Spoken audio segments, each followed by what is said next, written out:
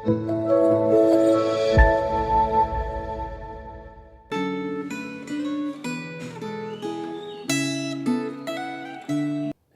saudara yang dikasihi Tuhan Yesus.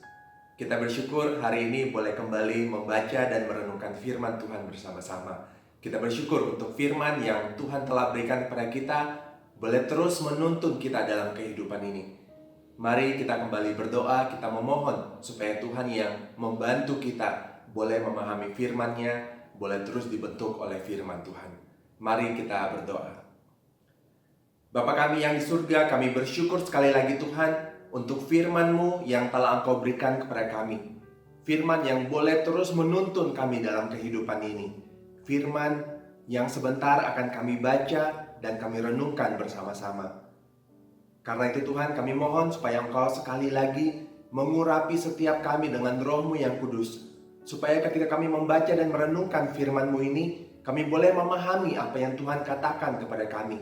Kami boleh terus dibentuk, diubahkan oleh firman-Mu, supaya kami boleh hidup sesuai dengan kehendak Tuhan, boleh terus menjadi anak-anak-Mu yang taat dan setia kepada Tuhan, dan boleh terus memuliakan nama-Mu. Terima kasih Tuhan, berbicaralah kepada kami pada saat ini. Dalam nama Tuhan Yesus kami berdoa. Amin.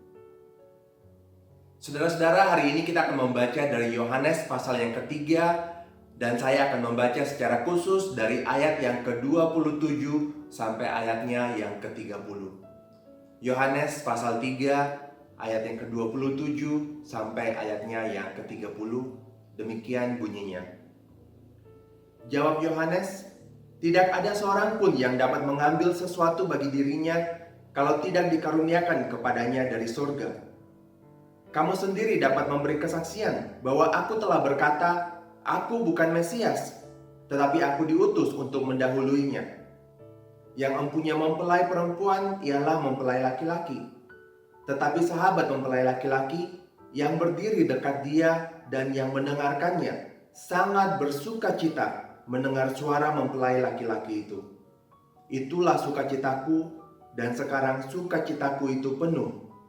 Ia harus makin besar, tetapi aku harus makin kecil." Saudara yang kekasih, dalam bacaan kita hari ini, kita dapat melihat sikap Yohanes Pembaptis ketika Tuhan Yesus dan murid-muridnya mulai terkenal. Bahkan mereka mulai membaptis seperti Yohanes Pembaptis. Tentu kita ingat bahwa Yohanes Pembaptislah yang membaptis Yesus. Tapi sekarang kalau kita membaca dalam bagian ini, ternyata Yesus dan murid-muridnya, mereka juga ikut membaptis. Bahkan pelayanan mereka kelihatannya lebih populer daripada pelayanan Yohanes dan murid-muridnya. Namun Yohanes Pembaptis tidak merasa sakit hati saat popularitasnya itu berkurang. Ia tidak merasa tersaingi oleh pelayanan Yesus dan murid-muridnya.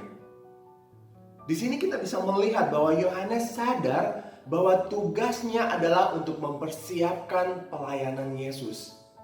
Fokus pelayanannya adalah Yesus sendiri. Karena itu Yohanes mengatakan bahwa ia bersuka cita mendengar suara Yesus, bahkan sukacitanya itu penuh. Yohanes mempunyai sikap dan keyakinan bahwa Yesus harus makin besar dan ia harus makin kecil. Saudara, sikap Yohanes Pembaptis ini perlu kita perhatikan dan perlu kita teladani. Terutama bagi kita yang ingin melayani Tuhan Yesus. Semua pelayanan yang kita lakukan adalah untuk memuliakan Tuhan. Itulah tujuan kita melayani. Karena itu fokus pelayanan kita, baik sebagai komunitas gereja atau sebagai pribadi, haruslah menempatkan Yesus Kristus sebagai yang paling utama. Sama seperti Yohanes, seharusnya kita ingin supaya Tuhan Yesus menjadi semakin besar dan kita semakin kecil. Saudara, hal ini mirip dengan apa yang Paulus katakan dalam 1 Korintus pasal 3 ayat yang kelima. Dia berkata, "Jadi apakah Apolos? Apakah Paulus? Pelayan-pelayan Tuhan yang olehnya kamu menjadi percaya. Masing-masing menurut jalan yang diberikan Tuhan kepadanya." Jadi masing-masing kita hanyalah pelayan Tuhan. Bahkan sekelas Rasul Paulus dan Apolos sekalipun, kita sebagai pelayan-pelayan Tuhan hanya melakukan apa yang telah Tuhan percayakan kepada kita. Dan fokus kita, sekali lagi di dalam pelayanan, fokus kita adalah untuk melayani dan memuliakan Tuhan. Bukan untuk mencari nama bagi diri kita sendiri atau mencari nama bagi kelompok kita. Saudara-saudara, hal ini penting dalam zaman kita sekarang, di mana gereja dan pelayan Tuhan sering mementingkan nama dan popularitas masing-masing. Dan hasilnya, kemuliaan Yesus Kristus tidak diutamakan. Sangat menyedihkan dan memalukan jika gereja-gereja merasa tersaingi satu sama lain dan tidak melihat pelayanan sesama saudara sebagai pelayanan yang telah Tuhan percayakan kepada mereka untuk kemuliaan nama Tuhan. Bahkan persaingan dan iri hati pun bisa terjadi dalam satu gereja yang sama, memperebutkan popularitas atau menjadi arena untuk meraih keuntungan pribadi. Saudara-saudara, hal ini tidaklah boleh terjadi. Bila fokus pelayanan kita adalah Tuhan Yesus, maka kita tidak lagi hanya memikirkan pelayanan dan kepentingan sendiri, tetapi bagaimana orang lain dan tim pelayanannya bisa memberikan yang terbaik bagi Tuhan untuk memuliakan namanya. Saudara, mari kita evaluasi kembali pelayanan kita selama ini. Apakah Anda benar-benar menginginkan agar Allah dimuliakan melalui pelayanan Anda? Saat rekan Anda memerlukan bantuan, apakah Anda memberi bantuan dengan sukarela? Apakah Anda bersedia berkorban untuk pelayanan dan kemuliaan nama Tuhan? Saat Anda merasa diabaikan, disalah mengerti, atau direndahkan, apakah Anda tetap berusaha melakukan yang terbaik agar Tuhan dimuliakan? Kiranya Tuhan menolong kita semua untuk menjadi semakin kecil, dan biarlah Tuhan menjadi semakin besar melalui pelayanan kita. Amin. Mari kita berdoa. Bapa kami yang di surga, kami bersyukur Tuhan untuk firman-Mu yang kembali mengingatkan kami bahwa pelayanan kami sebagai pelayan-pelayan Tuhan adalah untuk memuliakan Tuhan sendiri. Apa yang kami lakukan bukanlah untuk diri kami, tetapi untuk Tuhan.